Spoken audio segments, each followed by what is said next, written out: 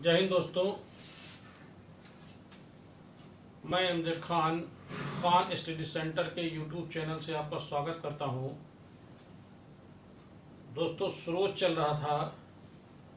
अभी तक की मैंने आपको जो पढ़ाया है वो पुरातात्विक स्रोत के बारे में मैंने जानकारी दी है और आज से साहित्यिक स्रोत बताने जा रहे हैं। तो साहित्यिक स्रोत में सबसे पहला जो स्थान आता है वो आता है वेद का स्थान। तो आइए शुरू करते हैं। वेद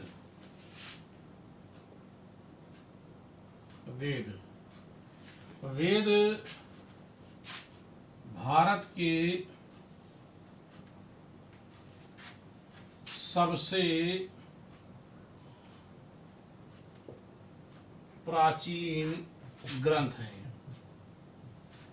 वेद जो है वो भारत के सबसे प्राचीन ग्रंथ हैं और वेदों के संकलन कर्ता वेद व्यास हैं। वेदों के संकलन कर्ता कौन है? वेद व्यास है।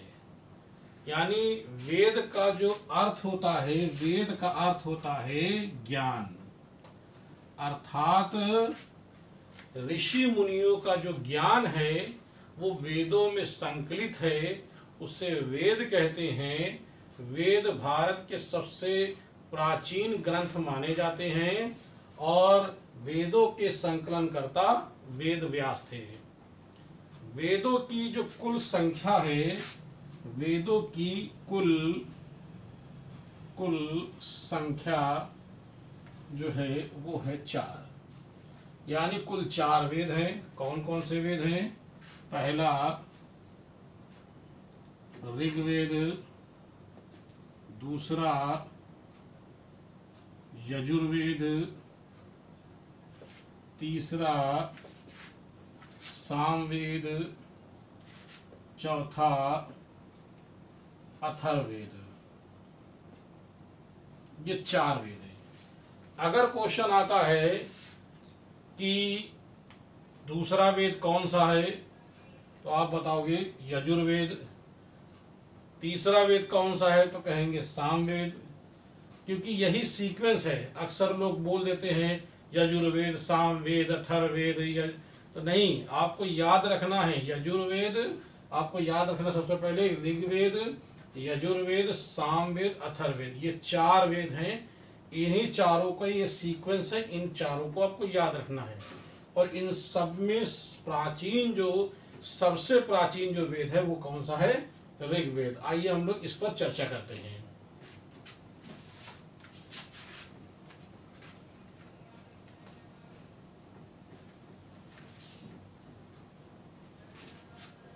सबसे पहला हम लोग देखते हैं वेद कौन सा? ऋग्वेद।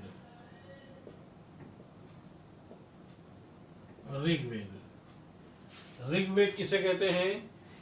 ऋग्वेद उसे कहते हैं जो ऋचाओं में बद्ध हो। यानी ऋषि मुनियों का ज्ञान जो ऋचाओं में बद्ध हो उसे कहते हैं ऋग्वेद। ऋग्वेद सबसे प्राचीन वेद है और इस वेद की रचना ऋग्वैदिक काल में की गई थी। ऋग्वैदिक काल में की गई थी। और ऋग्वैदिक काल में का जो समय है वो है 1500 से लेकर के 1000 ईसा पूर्व है। यानी इसकी रचना ऋग्वैदिक काल में 1500 से 1000 ईसा पूर्व के बीच में इसकी रचना की गई थी। कहाँ की गई थी ऋग्वेद की रचना? ऋग्वेद की रचना की गई थी सप्त सैंधो प्रदेश में। सप्त सैंधो प्रदेश में इसकी रचना की गई थी। और सप्त सैंधो प्रदेश का जो क्षेत्र पड़ता है वो आपका अफगानिस्तान और पंजाब। अफगानिस्तान और पंजाब वाले क्षेत्र में इस वेद की रचना की गई थी। मैंने आपको बताया कि वो ऋग्वैदिक काल में ये रचना की गई थी। यानी ये कह सकते हैं कि ऋग्वैदिक काल का सबसे महत्वपूर्ण ग्रंथ है, केवल इसी वेद की रचना ऋग्वेदिक के काल में की। बाकी तीनों वेद जो हैं वो उत्तर वैदिक काल के, जो हम आपको आगे बताएंगे। तो आइए आगे हम बात करते हैं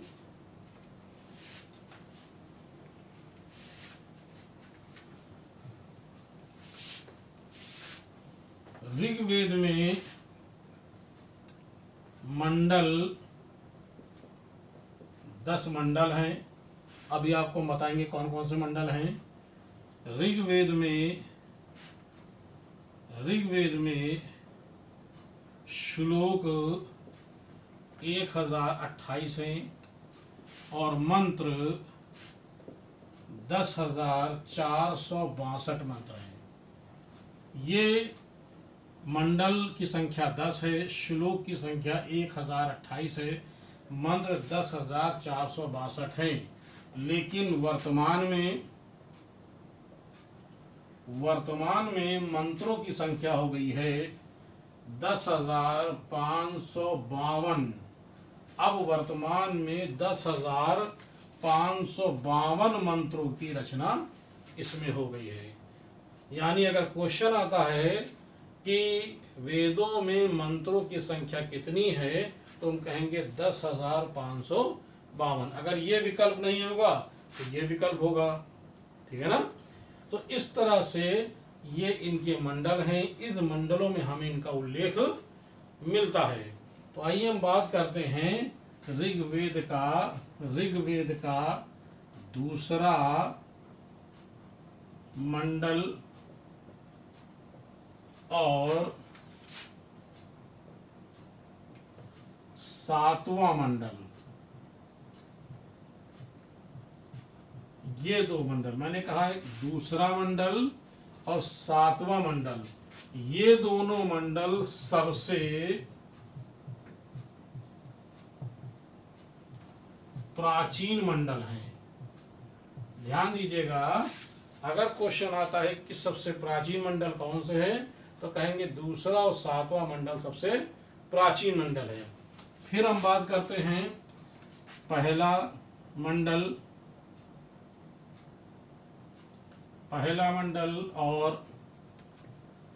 और 10वां मंडल। जब इन 2 मंडलों की बात कहेंगे तो कहेंगे ये मंडल सबसे नवीन मंडल है, यानी सबसे नए मंडल है।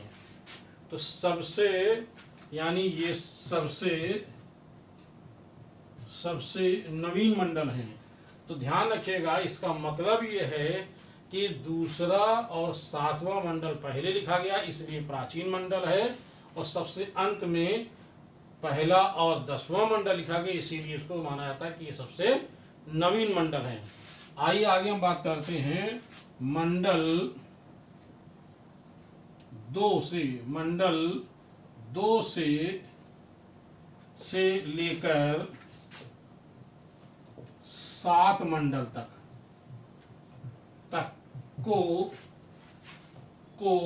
वंश मंडल कहा जाता है। ध्यान रखिएगा, दूसरा, तीसरा, चौथा, 5वां, 6वां, 7वां, यानी 2 से लेकर 7 मंडल तक को वंश मंडल के नाम से जाना जाता है। और वंश मंडल की बात करते हैं तो वंश मंडल की जो शुरुआत होती है वो अग्नि मंत्र से होती है। इससे होती है, इसके जो प्रारंभ होता है वो अग्नि मंत्र से इसका प्रारंभ होता है। तो इस तरह से ये कुल मंडल है, मैंने आपको बताया। इसके अलावा हम बात करते हैं 8वां मंडल की लिपियों को क्या कहा गया है? खिल कहा गया है। 8वें मंडल की प्रतिलिपियों को खिल कहा गया है। तो इस तरह से एक मंडल और बहुत महत्वपूर्ण मंडल है, और वो है आपका 9वां मंडल यानी 9वां मंडल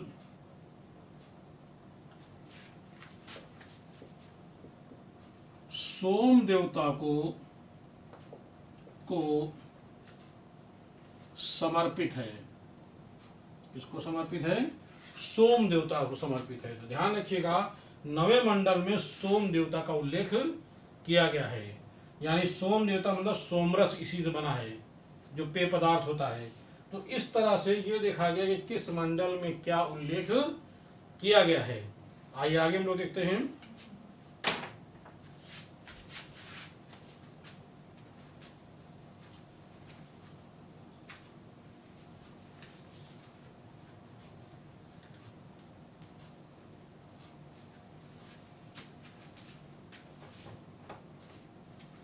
इस मंडल यानी ऋग्वेद की तुलना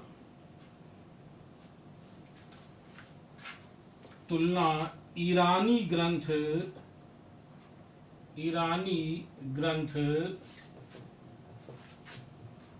जेंद अवेस्ता से की गई है। किससे की गई है? जेंद अवेस्ता। ईरानी ग्रंथ जैन अवस्था से इसकी तुलना की जाती है। ऋग्वेद की तुलना जो है ईरानी ग्रंथ, जो समानताएं हमें ऋग्वेद में मिलती हैं वही समानताएं हमें ईरानी ग्रंथ जैन अवस्था में भी मिलती हैं। तो ध्यान रखिएगा, क्वेश्चन कभी अगर पूछा जाता है कि इसकी तुलना किससे की जाती है तो आप कहेंगे जैन अवस्था। आगे ध्यान दें, ऋग्वेद का तीसरा मंडल, तीसरे मंडल में गायत्री मंत्र का उल्लेख है। इसका उल्लेख है, गायत्री मंत्र का उल्लेख है। ध्यान रखिएगा, गायत्री मंत्र का उल्लेख है। अगर कभी एक बार क्वेश्चन पूछा भी गया है कि गायत्री मंत्र का उल्लेख कहाँ है तो आप कहेंगे तीसरे मंडल में गायत्री मंत्र का उल्लेख है। एक बात मैं बहुत बारीकी चीज बताने जा रहा हूं आपको। यजुर्वेद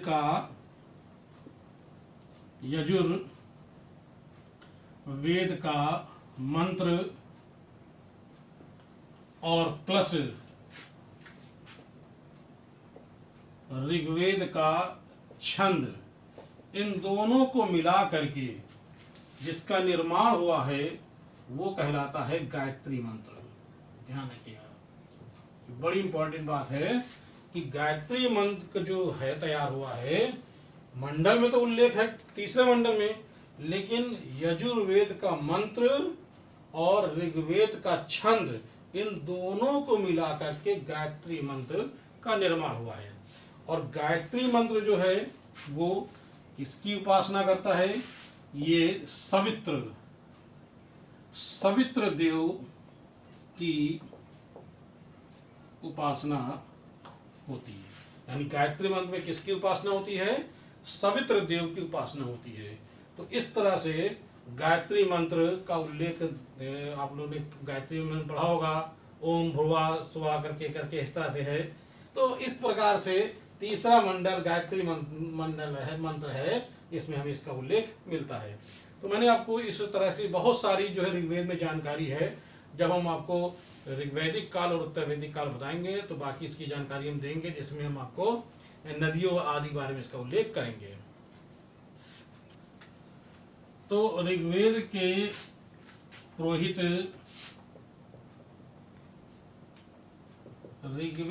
जो पुरोहित हैं उनका नाम है होत्र। ऋग्वेद के पुरोहित का नाम है होत्र।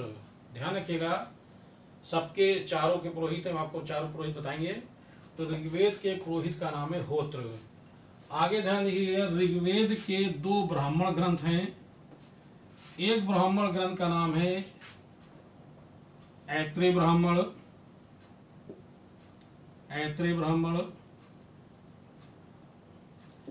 इस ऐत्रेय ब्राह्मण की रचना ऐत्रेय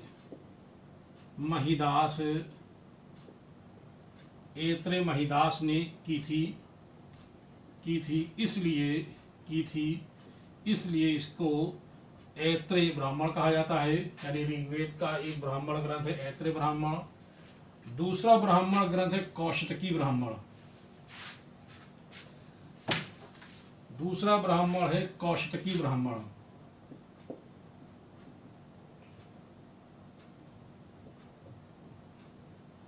कौशिकी ब्राह्मण।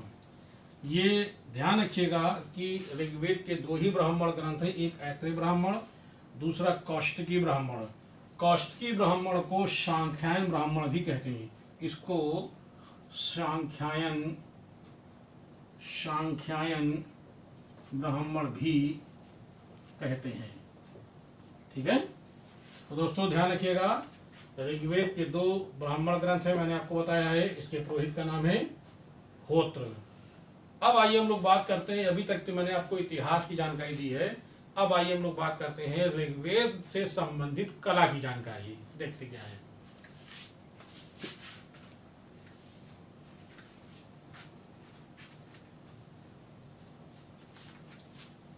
ऋग्वेद में सर्वप्रथम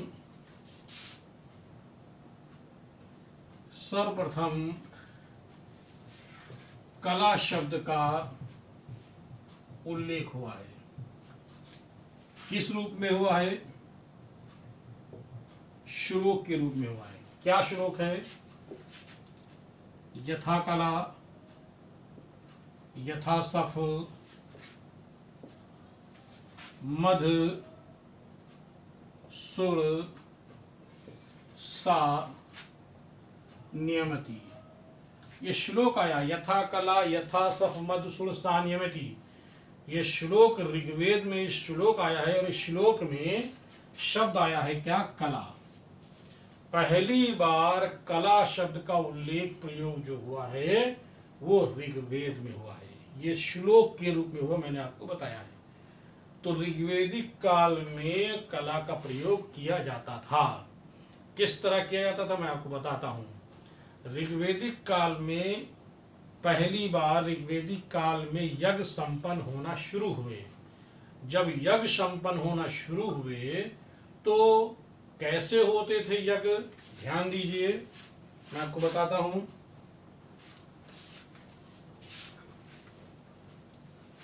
जब यज्ञ संपन्न होते थे तो इस तरह से चारों ओर पटरे लगाए जाते थे।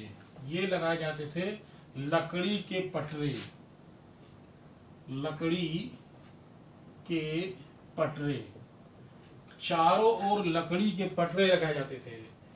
बीच में हवन कुंड होता था, उसके एक ओर होता था पुरोहित होता था।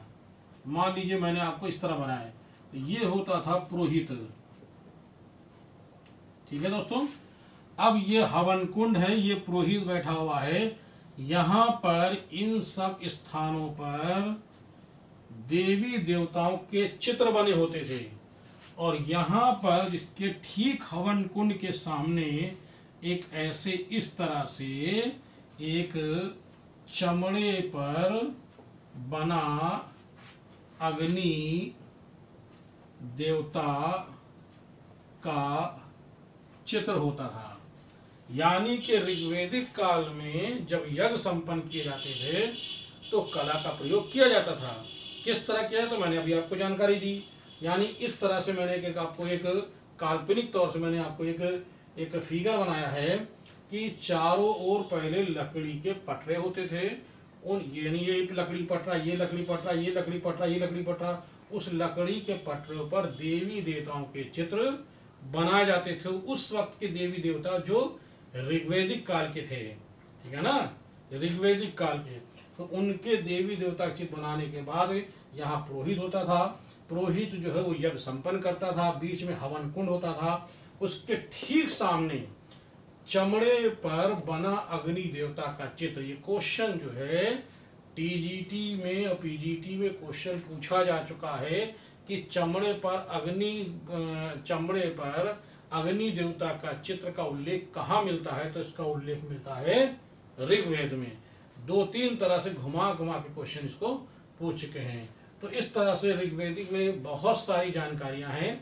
बाकी और जानकारी जो है वो आपको जब हम ऋग्वेदिक काल जब आपको पढ़ाएंगे तो उसमें आपको और जानकारी देंगे। नदियों के बारे में उल्लेख है, युद्ध के बारे में उल्लेख है, वो हम आपको जानकारी देंगे। तो दोस्तों मेरा इस वीडियो आपको बेहतर है कि अच्छा लगा होगा।